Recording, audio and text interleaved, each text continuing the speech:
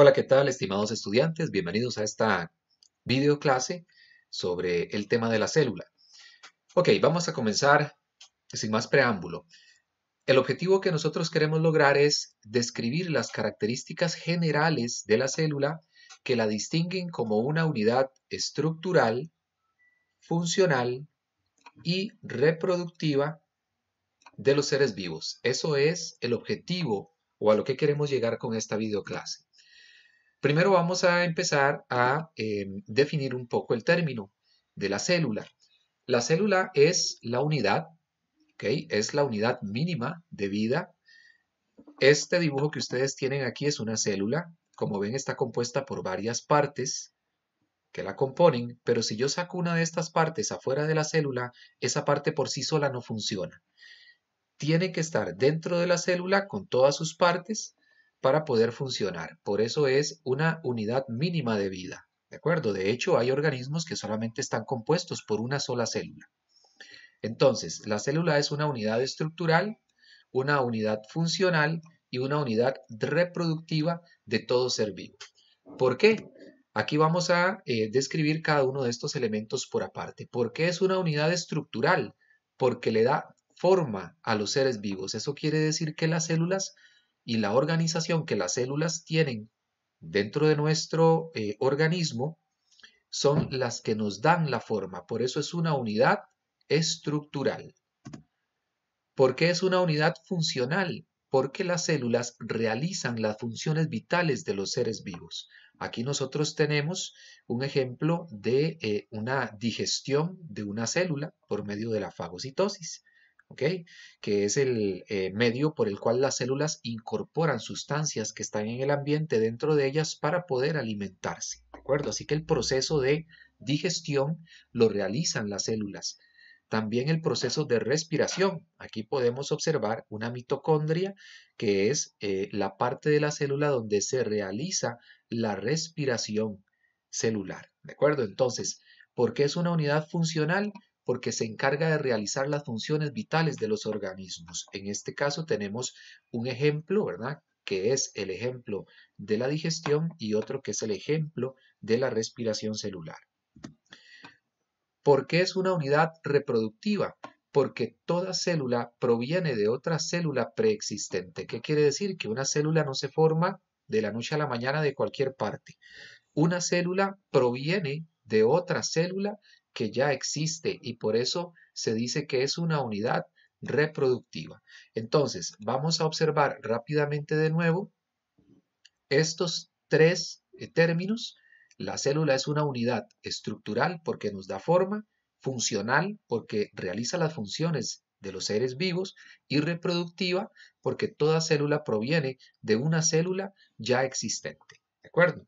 Ahora, vamos a hablar un poco sobre algunos personajes científicos que tuvieron que ver con varios aportes que se hicieron a la hora de descubrir la célula y de descubrir ciertas cosas que tienen que ver con esto. Primero, hablamos de este señor que se llama Robert Hooke.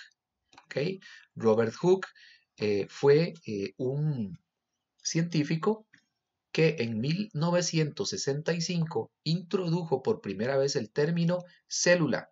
¿Qué quiere decir? Que Robert Hooke fue el que por primera vez llamó a estas estructuras con este nombre, célula. ¿Por qué? Porque las observó en tejido de unas plantas a través de un instrumento óptico y él se dio cuenta de que la organización que tenían estas estructuras eran similares a pequeños compartimentos, ¿ok?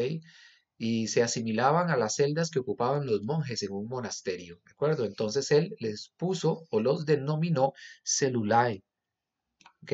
Que quiere decir celda. Y luego el término de célula, ¿verdad? Se popularizó de tal manera que ahora en todo el mundo se le dice a estas estructuras de esta manera, célula, y proviene precisamente de la palabra celda. Ok, ahora vamos a hablar de Anton van Leeuwenhoek. Leeuwenhoek, este es el apellido que ustedes deben aprender a reconocer. Leeuwenhoek mejoró el microscopio, ¿ok? Le hizo muchísimas mejoras al microscopio y con este él pudo observar en el agua algunos organismos vivos, a los que llamó animáculos. Luego nos dimos cuenta de que estos organismos o animáculos que vio Leeuwenhoek con sus microscopios eran protozoarios, ¿ok? O organismos microscópicos que se pueden observar en el agua. Además, fue el primero en observar los glóbulos rojos en la sangre y también fue la primera persona que pudo observar espermatozoides. Esto con respecto a Leeuwenhoek. Muy bien, ahora existe una teoría celular que está compuesta de 4 postulados. ¿De acuerdo? Para desarrollar o para lograr el desarrollo de la teoría celular, se dio el aporte de varios científicos. Primero, vamos a hablar de que en el siglo XIX, ¿okay? 2 personajes, Matthias Schleiden, aquí tenemos a Schleiden, y junto con el zoólogo Theodor Schwann, aquí tenemos una imagen de Schwann, ellos dos expusieron las similitudes que tenían los tejidos animal y vegetal. ¿De acuerdo?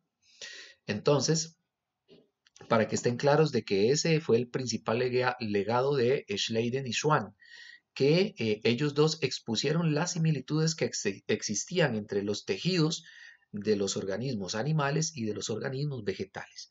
Luego, en 1939, ambos, tanto Schleiden como Schwann, retomaron la teoría de Hooke e indicaron que todos los organismos vivientes están formados por células.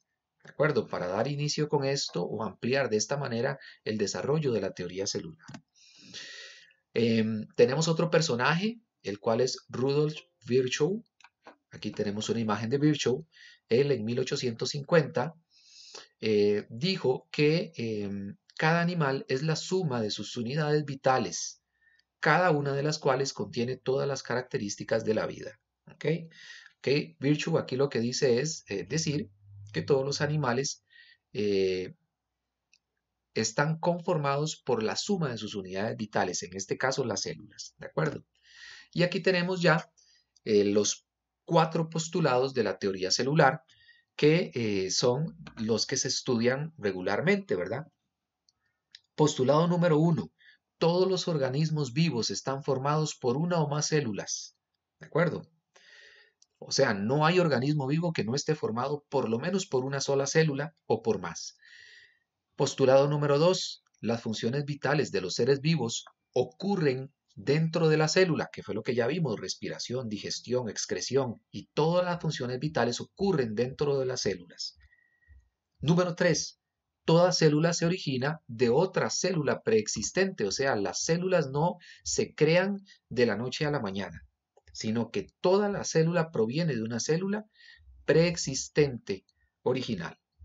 Incluso nosotros mismos, como seres humanos, provenimos de una célula ya preexistente, ¿de acuerdo? En este caso, el espermatozoide y el óvulo de nuestros padres.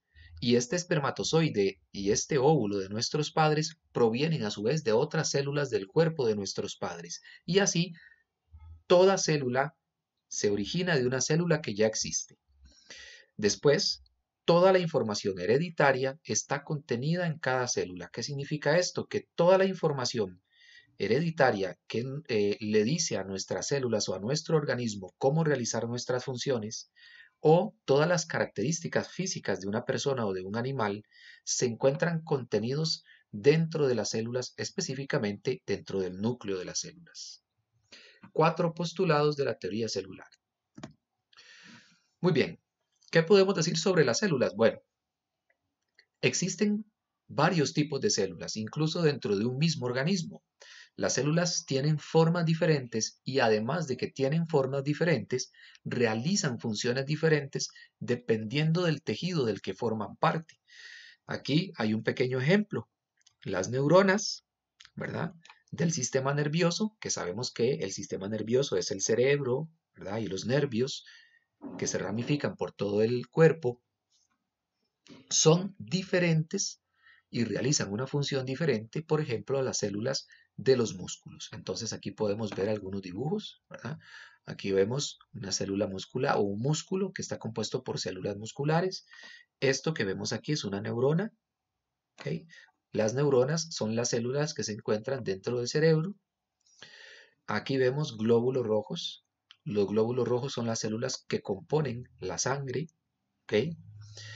Y bueno, todas ellas provienen de las células madre que se encuentran generalmente en la médula ósea. Y aquí pueden ustedes ver cómo cada una de estas células, por ejemplo, un glóbulo rojo de nuestra sangre o una neurona de nuestro sistema nervioso, eh, tienen formas diferentes. Incluso aquí podemos ver algunas células adiposas, ¿ok?, de nuestra piel, y todas tienen una forma diferente. ¿Por qué tienen una forma diferente? Porque realizan funciones diferentes y tienen que especializarse y poder realizar las funciones para las que ese órgano o ese tejido necesita la función. Entonces, las células son diferentes y funcionan y realizan además funciones diferentes. Muy bien, las células se pueden clasificar. Además de que tienen diferentes formas y funciones, las células se pueden clasificar. Hay varias maneras de clasificar las células. Primero, se puede clasificar por la cantidad de células, ¿de acuerdo? Cuando se clasifican por la cantidad de células, estas pueden ser unicelulares o pluricelulares, ¿de acuerdo? Las células unicelulares o los organismos unicelulares son los organismos que están compuestos por una única célula, ¿de acuerdo? Aquí ustedes pueden ver un ejemplo de una euglena, ¿verdad?, que es un parásito microscópico. Esta es una ameba, ¿ok? Esta es una ameba, que son protozoarios, y aquí hay un paramecio, que también son organismos bacterias, pues. Muy bien. Entonces, pero cada uno de estos organismos por aparte tiene su propia vida y están compuestos por una única célula. Existen organismos también pluricelulares, como es el caso de los hongos, y pues existen también otros ejemplos como las plantas, los animales y demás. Entonces, por la cantidad de células pueden ser unicelulares formados por una única célula, ¿ok?, o pluricelulares que están formados por dos células o más, ¿ok?, por dos o más células, ¿de acuerdo? Existe otra manera de poder clasificar las células. Puede ser por la presencia o ausencia del núcleo, ¿ok? En el caso de las células que no tienen núcleo, se les llama procariotas, ¿de acuerdo? Y ellos lo que tienen es la información genética, el ADN, lo tienen agrupado en una zona específica de la célula a la que se le llama nucleoide, pero eso no está rodeado por una membrana especializada ni nada por el estilo. Es simplemente una agrupación de ese material genético de la célula a lo que se le llama nucleoide, pero no tiene un núcleo definido, ¿ok?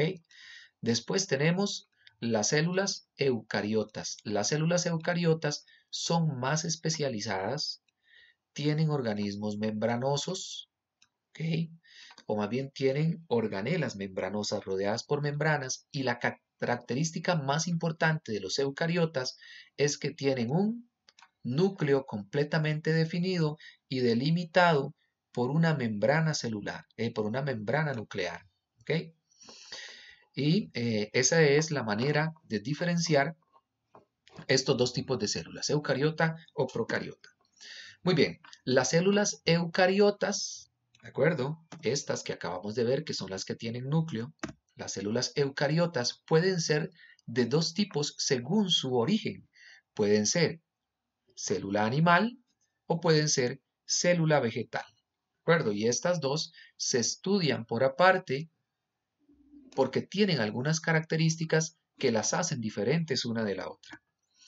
Aquí hay algunas diferencias que existen entre ellas. Por ejemplo, podemos ver aquí que la célula animal posee forma principalmente cilíndrica, presentan estructuras que no se encuentran en las células vegetales, ¿ok? La célula animal tiene estructuras que no se encuentran en las células vegetales, tales como centriolos y lisosomas. No poseen, ojo, las células animales no poseen plastidios, vacuolas, ni tienen pared celular. Entonces, aquí tenemos ya varias características importantes. La célula animal no tienen ni vacuolas ni pared celular y tienen centriolos lisosomas, que son estructuras que no se encuentran en las células vegetales. Muy bien, vamos con la célula vegetal. La célula vegetal, ¿verdad? Que ya sabemos que es la que está compuesta de las plantas, toda célula vegetal, ¿verdad? Estamos hablando desde un árbol frondoso como un roble o un guanacaste hasta las células del culantro o la cebolla que usan en la casa para cocinar. Todas las células tienen estas características principales. A diferencia de la mayoría de las células, tienen forma poliédrica, ¿ok? ¿Qué significa poliédrica? Ven que estas paredes de aquí le dan una forma como si fueran los lados de una forma geométrica, ¿ok? Entonces, esa es una de las diferencias principales, que la mayoría tienen forma poliédrica, ¿ok? Es una figura geométrica compuesta por varios lados. Son más rígidas, ¿ok? Poseen cloroplastos. Esta es una característica importante. ¿Por qué poseen cloroplastos? Porque las células vegetales son las que se encargan de hacer la fotosíntesis, y la fotosíntesis se realiza dentro de los cloroplastos, que son las células que le dan el color verde a la planta. Tienen una vacuola central, que en este caso la vacuola es esta. Esta es la vacuola, ¿de acuerdo? Esa vacuola les ayuda a mantener la forma de la célula y también sirve para reserva de sales minerales y de algunas otras sustancias. Y la pared, que ayuda a proteger a la célula contra varios patógenos, que es la que ahorita delimitamos aquí. ¿Okay? Entonces, diferencias principales entre la célula animal y vegetal. Bueno, la célula vegetal posee una vacuola, posee pared celular y posee cloroplastos, que es donde se realiza la fotosíntesis. Y la célula animal no posee esa pared celular, no posee tampoco vacuola, ni posee tampoco cloroplastos, porque las células animales no realizan la fotosíntesis. ¿De acuerdo? Muy bien. Dejamos hasta aquí esta primer videoclase. Muchísimas gracias por su atención. Les invito a que investiguen un poco más y traten de realizar los ejercicios propuestos para esta videoclase. Muchísimas gracias.